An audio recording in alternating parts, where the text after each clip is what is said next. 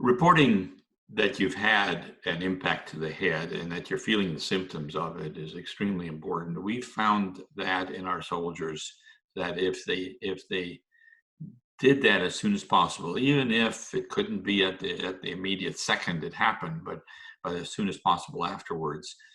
that they had fewer headaches. They were able to concentrate better. It's really, I mean, really, it's really important that if the way not to let your teammates down, your squad down, your fellow soldiers down is by actually being 100%.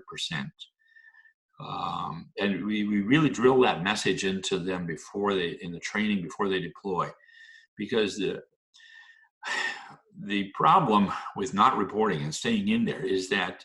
just like not being able to catch a ball on a football field, well, not being able to use your weapons right, be able to be alert of what's around you, be able to remember the plan and do all of that kind of stuff properly after a concussion really puts everybody at risk, including your teammates and yourself.